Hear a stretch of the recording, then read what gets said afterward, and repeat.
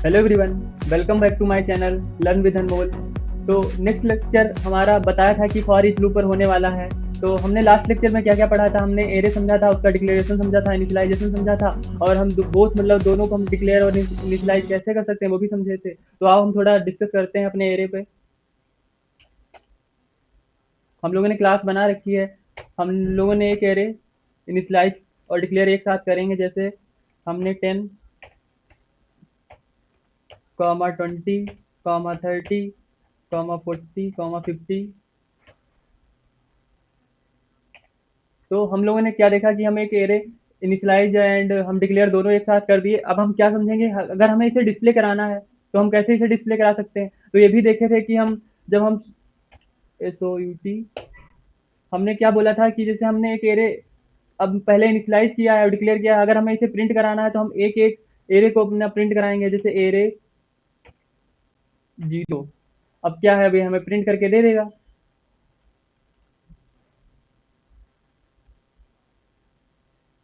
देखो 10 वैल्यू हमारी प्रिंट हो गई। हमने ये भी समझा था कि अगर हम इसकी जैसे हम अगर इसे डिक्लेयर करते हैं पहले बाद में इनिशियलाइज करते हैं, तो ये भी देखे थे। तो ये कैसे देखे थे करके बताता हूँ अभी। हम लोगों ने एक एरे लिया, इक्वल न्यू इंट 5। हम लोगों ने एरे को डिक्लेयर कर दिया। अब डिक्लेयर करने के बाद हम लोग क्या करेंगे, एरे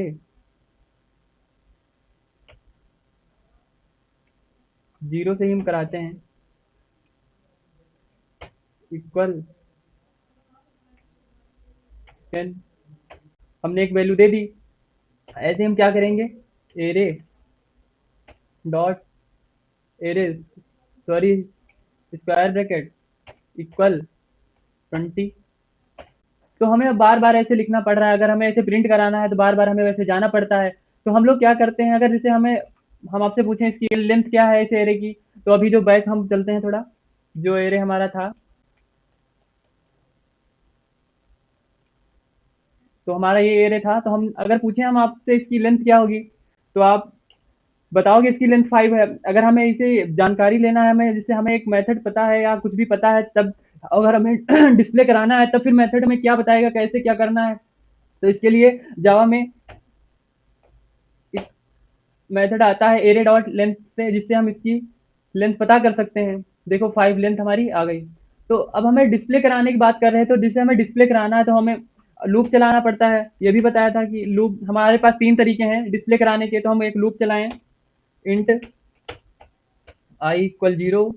और ये भी बताया था कि जो एरे होता है वो 0 इंडेक्स से स्टार्ट होता है। तो इंडेक्स हमें ध्यान रखने हैं कि क्या कैसे क्या इंडेक्स कहाँ पे वर्क करते हैं। Int i equal 0 i. अब हम यहाँ पे क्या यूज करेंगे, array dot length i plus plus. हम लोग क्या करेंगे, system dot out println array, यहाँ पे आई को एरे डॉट आई हम प्रिंट करा देंगे। तो देखो ये हमारी 5 क्या हुई, ये लेंथ प्रिंट होके आई, ये हमारे एलिमेंट्स आए प्रिंट होके। तो हम इस मतलब फार लूप से क्या कर सकते हैं कि हम एक हर एक एलिमेंट पे ट्रेवल्स कर सकते हैं, या फिर हम विजिट कर सकते हैं। तो ऐसे ही हमें क्या हुआ कि फार ईच लूप, या जैसे बहुत सारा अभी कलेक्शन हम आगे पढ़ेंगे तो उसमें array list, link list, set बहुत कुछ जैसे है, जो मेथड या फंक्शन आगे क्लासेस हैं डिफाइन है तो कलेक्शन फ्रेमवर्क में, उनको हमें जैसे डिस्प्ले कराना है तब। तो उसके लिए हमें एक जावा में फॉर ईच लूप, जैसे हम लोग जब सी प्रोग्रामिंग पढ़े थे, तो सी प्रोग्रामिंग में क्या था कि सी प्रोग्रामिंग में केवल 3 ही लूप सपोर्ट करते थे, बट यहाँ पे जावा में 4 लूप सपोर्ट करते हैं। तो हम इन सबको कमेंट आउट करते हैं। पहले कमेंट आउट करना सिखाया है हमने आपको। तो अब हम फॉर ईच लूप की हेल्प से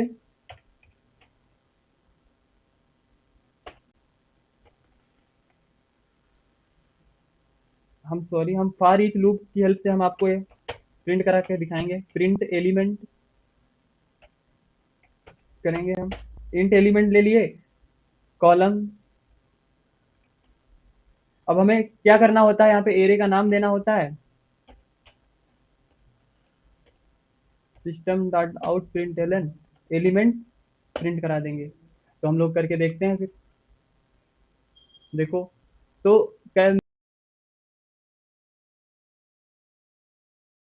तो यहाँ पे क्या हुआ कि जब हम लोगों ने देखा कि हमें बहुत सारा डाटा पता है या एरे टाइप में या कलेक्शन या कोई भी कलेक्शन है मतलब डाटा का, तो हमें अगर उसे प्रिंट कराना है तो हमें इंडेक्स की जरूरत नहीं पड़ती है। हमें देखो यहाँ पे कोई इंडेक्स नहीं पता किया, हमने डायरेक्ट एलिमेंट दिया और एरे का नाम दिया। अब हम इसे अभी समझेंगे कैसे क्या हुआ इसमें, लेकिन ये बताते हैं कि इसमें हमें कोई कलेक्शन है तो उसे अगर प्रिंट कराना है तो हम फॉर ईच लूप का प्रयोग करते हैं।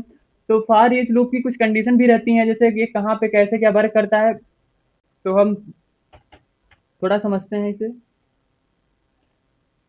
तो हम लोगों ने कल ये सब समझ लिया था क्या होता है, कैसे वर्क करता है, ये सब हम लोगों ने कल देखा था। डिक्लेरेशन, इनिशियलाइजेशन, डायरेक्ट इनिशियलाइजेशन सब कुछ देखा था। आज हम समझते हैं फॉर ईच लूप। तो अभी हम लोगों ने पहले एग्जांपल करके देखा, अब हम उसे डिफिनीशन समझते हैं। तो लिखा है the for each loop is use to traverse all element of an array or collection without using an index. मैंने आप लोगों को बताया अभी कि विदाउट यूजिंग इंडेक्स, यहाँ इस फॉर ईच लूप में इंडेक्स की जरूरत नहीं पड़ती है और हम डायरेक्ट अपने मतलब ट्रेवर्स कर सकते हैं हर एक एलिमेंट पे। तो इसका सिंटेक्स कुछ इस प्रकार रहता है, जैसे हम यहाँ पे देते हैं डाटा टाइप और एक वेरिएबल इनिशियलाइज मतलब वही कर देते हैं। अब वो इनिशियलाइज सॉरी डिक्लेयर कर देते हैं यहाँ पे, और डिक्लेयर करने के बाद हम उसी को प्रिंट करा देते हैं और यहाँ पे जो एरे नेम होता है या जो भी कलेक्शन का नेम होता है वो यहाँ पे नेम लिख देते हैं और डायरेक्ट प्रिंट करा देते हैं। आगे फॉर इच लूप की तरह ही इटरेटर वर्क करता है, तो आगे हम देखेंगे इटरेटर कैसे क्या होता है, बट अभी हम लोग यही समझे हैं। तो हम लोगों ने फार ईच लूप को समझा। तो फार ईच लूप के कुछ एडवांटेज रहते हैं, कुछ डिसएडवांटेज रहते हैं। जैसे एडवांटेज क्या रहते हैं कि हम इजी टू एक्सेस कर सकते हैं, विदाउट इंडेक्स हम हर एक एलिमेंट को ट्रेवर्स कर सकते हैं। लेकिन इसके जैसे कुछ लेस चांस होते हैं एरर में, ये भी हम जानते हैं। लेकिन अगर इसके कुछ हम समझें कि डिसएडवांटेज क्या हो सकते हैं, जैसे can not access the index directly, मतलब हम किसी भी इंडेक्स को डायरेक्टली एक्सेस नहीं कर पाते और कैन नॉट ट्रेवर्स इन, मतलब हम हर एक एलिमेंट को ट्रेवर्स नहीं कर सकते, ये भी बता रहे हैं जैसे। और रिवर्स ऑर्डर भी नहीं कर सकते। अगर हम बोलें कि आपसे फार ईच लूप की हेल्प से रिवर्स ऑर्डर करके दिखाओ तो नहीं कर सकते हो। आप हर एक एलिमेंट को ट्रेवर्स कर सकते हो बट एक पार्टिकुलर एलिमेंट को नहीं कर सकते हो, समझ रहे हो। तो ऐसा होता है इसमें।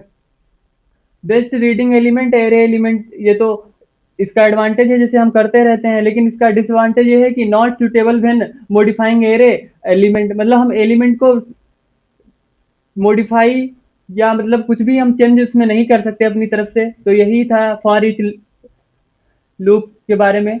अब हम अगले लेक्चर में समझेंगे 1D 2D A and Jack array. तो अगला लेक्चर हमारा इसी पर होने वाला है। कृपया सेशन को ज़्यादा से ज़्यादा शेयर कीजिए अपने दोस्तों में। थैंक यू फॉर वॉचिंग, मिलते हैं नेक्स्ट लेक्चर में। Thank you.